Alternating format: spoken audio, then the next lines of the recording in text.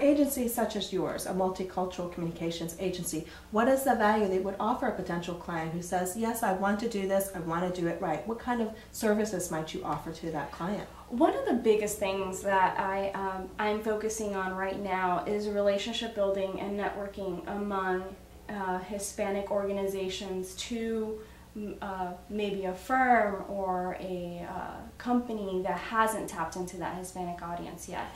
And it's very key to develop the right relationships with the right civic organizations or the right leaders, thought leaders in the Hispanic community that'll serve as a bridge and entry to that community. Oh, that's interesting. And yeah, they become, you know, third-party validators of your brand or your concept or your issue or what you're proposing.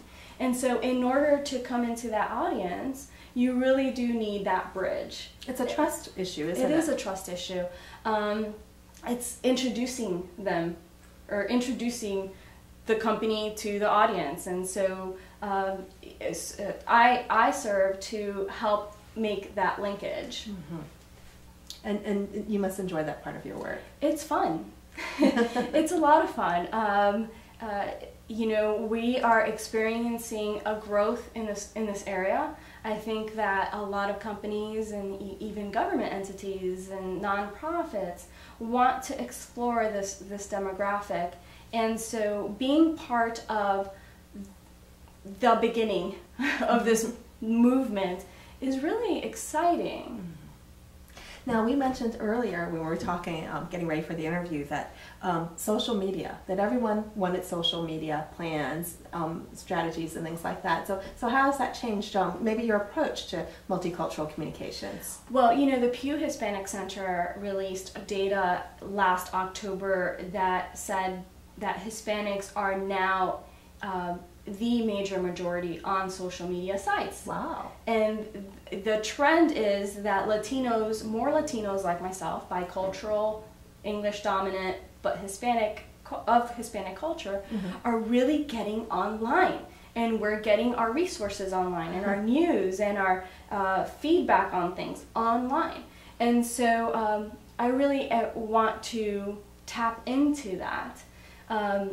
There's actually a group online called Latinos in Social Media that has upwards of 40,000 members. Wow. Within, you know, 6 months. And so you have a captive audience there that is ready and willing to receive your information. They're smart though. You got to present it in a very smart way because they're going to critique it, but that's all right because you want them engaged. Sure. And so what I want to do what I do with my company is really introduce people into that and help them be comfortable with that space because it is so new.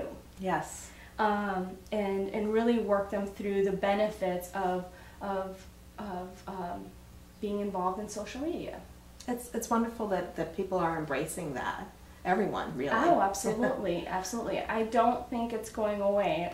I've heard a lot of people say this is just a fad or a trend. I don't think that's going to happen. Now, do you have some do's and don'ts for communicators who may be watching this show and wondering, okay, I want to start my multicultural campaign, I want to be more sensitive to the needs of Hispanic audiences. Where do I start? What should I not do? What should I strive for? You know, the first thing I would not do is translate a press release straight into Spanish and send it out. Because you're going to lose a lot of the nuances and it's probably going to be detrimental to just think of it in that way. I see. But, you know, I would first and foremost do a lot of research and network in the Hispanic community so that you become familiar with the dynamic and you understand who the players are and how to frame information around your concept. So I would definitely do research, networking, spend some time having lunch and dinner with Hispanic thought leaders that are going to frame your thinking on how to reach out to Hispanics. And then really study the bicultural generation because they are a phenomena that, you know, even Hispanic marketers are trying to grasp.